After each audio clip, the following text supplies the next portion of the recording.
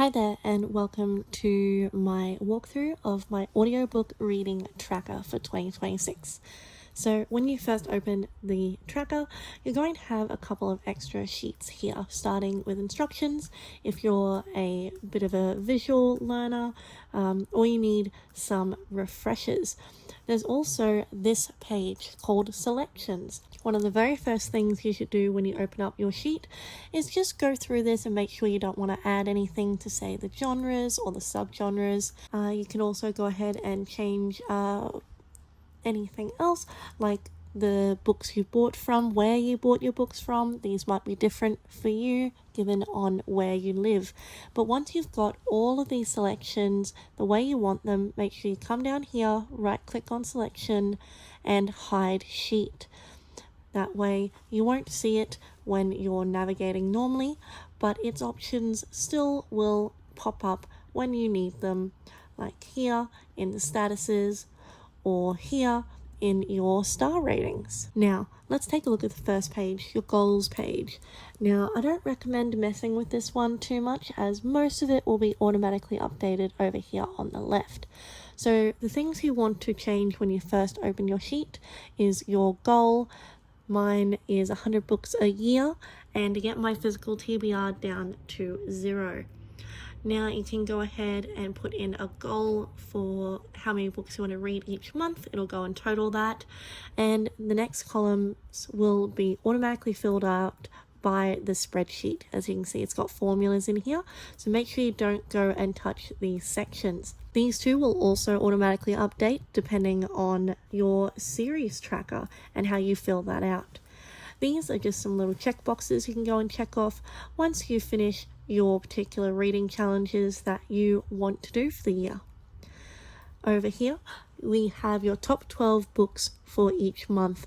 Every month, go ahead and put in the book cover of your favorite book for the month, and you'll see your top 12 for the whole year.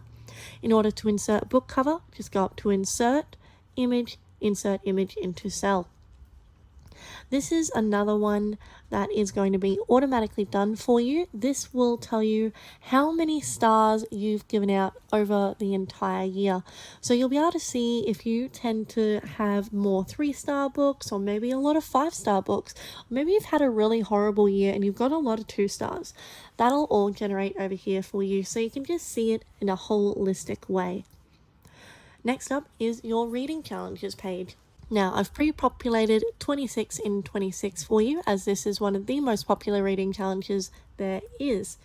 Now, the way I recommend you use this reading challenge setup is you write down the names of all the books you plan to read for this challenge, so 26 books, and then as you finish each book, go ahead and insert the book cover in here, and at the end of the year you'll have a beautiful spread of all the book covers of all the books you read for this challenge. Now, I do have a bunch of these blank ones for you, so if you want to participate in a specific reading challenge, you can go in here, change the name to whatever the challenge is, put the info in, and then each of the individual challenges, just pop them in these blue sections, and then as you finish them off, once again, insert image into cell of the book cover. If you like, you can go ahead and change the color to something else once you finish it if you like, but I like just adding in the book covers as a visual representation of what I've done. There are a bunch of these blank ones for you here, so hopefully you will not run out. However, if you are an avid reader and a big supporter of reading challenges, now if for some reason you do run out, what you can do is just hold down left, drag until you select the entire thing, copy, then come down here and paste, and then you have another blank one ready to go. Next up is TBR prompts. If you are stuck on what to read, I suggest you come over here. This page was inspired by TBR jars. I absolutely love them. I think they're super fun, but I prefer all of my stuff to be digital. So I have a bunch of TBR prompts pre-filled out for you, but there's also space for 10 more if you think of something a little bit better. So when you pick a TBR prompt, just put in the name of the book that you're going to do for it here, and then tick it off once you've actually read that book. Next up, we have upcoming releases.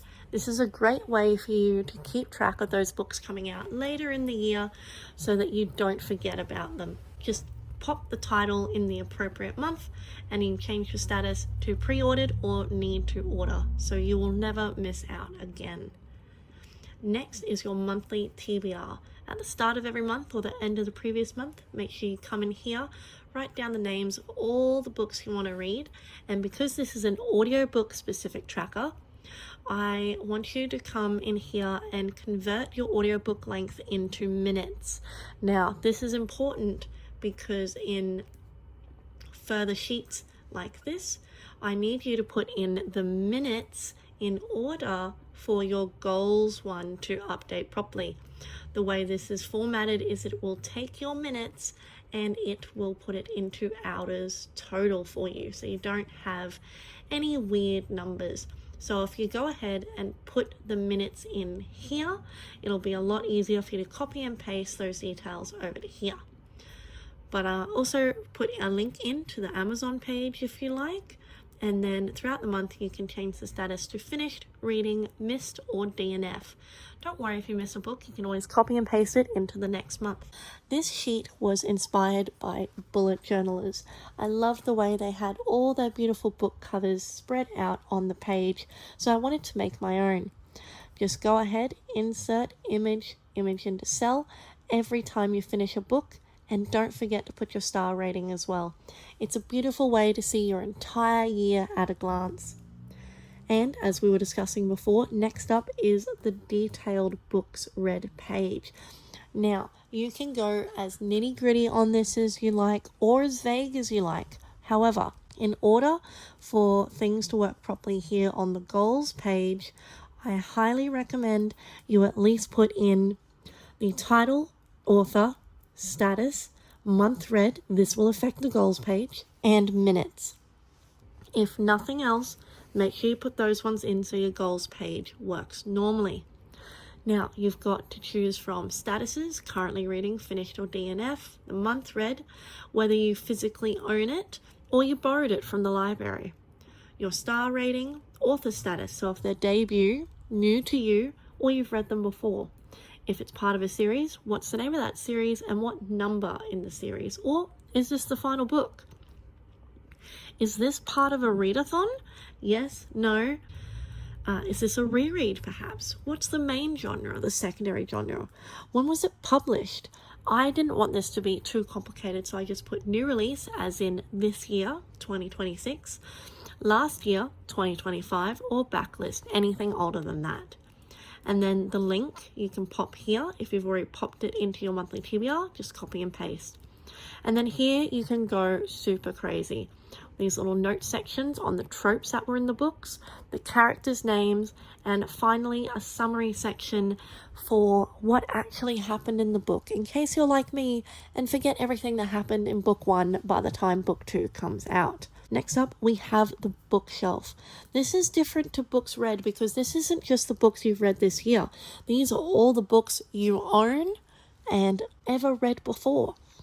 So you've got title, author, status again, author status again, whether you own it physically as an audio. Now, this will affect these totals up here. So you can see how many books you own physically versus on Audible or whatever your platform of choice is. Whether it's in a series, again, series name, number, final book, and links. You'll notice there's a lot of repeating information here. That is because sometimes you don't want to use certain sheets. That's okay. You can use other ones. But I want to make it as detailed for you as possible if you are someone who likes that. Next up is the series tracker. Put the name of the series, the author, and number of books in the series, and then as you finish the books, go along and tick off the books until you have finished. Or maybe you've gotten halfway through the series and you just can't do it anymore, so you're not going to continue. These numbers will pop up here, how many series you're reading and how many you've actually finished, which again will upload here to the goals page as well. So I recommend filling this out so you don't forget what books you are reading and what ones you plan on reading in the future. Next up is the transactions page. Now, some of us want to keep track of how much we're spending on books and others don't, so honestly, using this page is completely optional. But it allows you to track the book's name, author, what month you bought the book in, where you purchased it from, how much you paid, because you should write down when you got a bargain. If you've hauled it yet, if you're on social media, if you've already paid for it. I know some pre-orders you don't pay for them until it gets closer, so put that in. Whether you've actually read it yet or not. Is this a book that you listened to as an audiobook and then decided to pick up a physical book for your showcase collection at home? Pop it in here. Is it a special edition or not? And whether it was a pre-order, you bought it in store or online, as well as if it is a pre-order, the release date. Now, you also can track if you've sold books on here. So you can write down how much you sold it for and where you sold it. So just make sure you pop in the name, author, and month, then come over to sold for and sold on. And these will update throughout the year for you to show you how much you've spent on books and also how much you've earned, because it's important to give yourself a win. Last but not least is the wish list. This is very similar to the books read visual tab, but this is a way for you to keep track of all those books you just missed out on. So go ahead and pop a picture of the book in here, a link to where you'll be able to buy it if you just can't justify it yet, but you're going to pick it up later. And then just tick it off once you've actually got your little mittens on it. I find this super useful if I'm feeling up to browsing on Facebook or Depop and there's specific books that I'm missing from my collection and I don't want to forget about them. So I put the covers in here, and then when I'm ready to start buying, I come look at the list here, remind myself, and then dive in and hopefully pick up the last piece I need for my collection. Thank you so much for watching this super long instructional video. I really appreciate it, and I hope you love this sheet.